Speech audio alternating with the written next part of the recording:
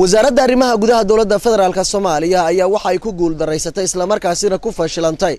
maamul samaynta gobolada Hiiraan iyo Shabeellaha Dhexe kadib 12 Janaayo markii madaxweynaha dawladda federaalka Soomaaliya uu daafuray shir maamul loogu samaynayo gobolada Hiiraan iyo Shabeellaha Dhexe kaasi oo gogashiisa laga dhigay magaalada Jowhar ee xarunta gobolka Shabeellaha Dhexe. wasaaradda arrimaha gudaha dawladda federaalka Soomaaliya ayaa markii ay dhaqaajin weysay arrinkan waxa ay ku wareejisay urur goboleedkayga iyadoo si aan official ahayn ama aan cadeyn ay ugu wareejisay qaar ka mid ah salaadiinta waxgaradka siyaasiyiinta odayaasha dhaqanka iyo ururada haweenka ee ka soo jeeda gobolka Shabeellaha Dhexe ayaa si cad u sheegay in xilligan uusan dhismi karin maamul lagu midaynayo gobolada Hiiraan iyo Shabeellaha Dhexe waxaana ay codsadeen in dawladda dambe ay imaan doonta bilowga sanadka 2017 ay soo dhisto maamul ay ku midaysan yihiin labada gobol waa Hiiraan iyo Shabeellaha Dhexe waxaana sidoo kale ay ku eedeeyeen urur goboleedkayga inuu wado gacan ku rimis waxay ugu yeereen kaasi oo ay sheegeen in isku dhac ka keenayo bulshada labada gobol degta.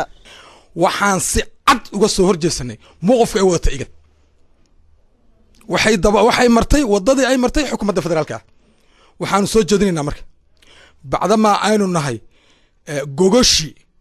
gogoshi maamul samaynta labadan gobol aynu nahay anagoo dulqaad badan muujinayna waxaan u sheegaynaa on mar labaad u sheegaynaa igad maxamed cabdi afay waa ku fashilmay sida xasan sheekh u fashilmay faraha kala baxo annagaa ku samaynay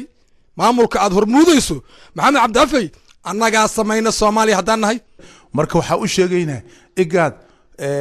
shirka xamar kuwada iyo ololaha ay qoys la kulmaysa ay dadna ay qaabileen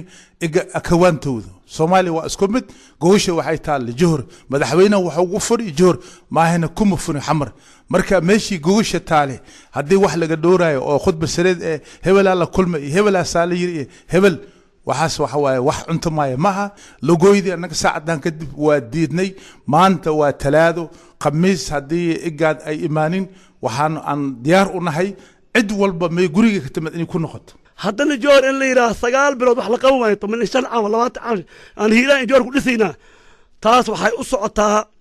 in dadka aan lagu falaado in la rabo dadka aan lagu falaadin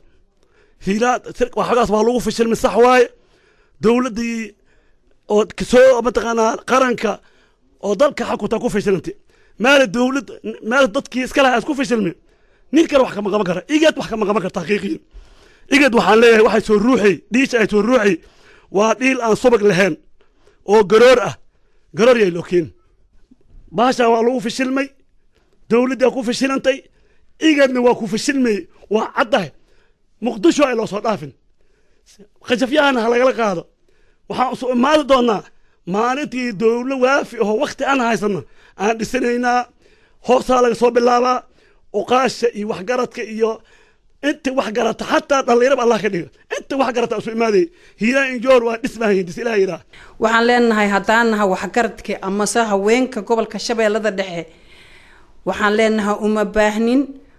maamul oo noloo dhisa uma baahnin anaga dhisa doono waxaan u dhiganaa 3 gobol ayaan u dhiganaa gobolkan dhaqaalihiisa miisaanadiisa nagu filan faragelin ayay igadnala tahay faragelinta ha nagala dhaafo haddaan nahay gabdhihii gobolka Shabeellada Dhexe waxaan leenahay oon cod dheer iyo cod gaaban ku leenahay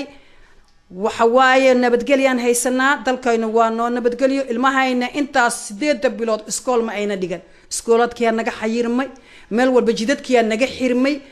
dhibaatada aan ku qabna guryihii irdahoore ay noo maraysaa baabuurtii ilmihii nooga laysay waxaan leenahay ha nagala joojiyo ma doonayno mana rabno maamul dawladda dhala doonta ayaa noo dhisi doonta maanta dawladdan sii dhacayso dhamaatay igad waxay salka ku haysaa ha naga dayso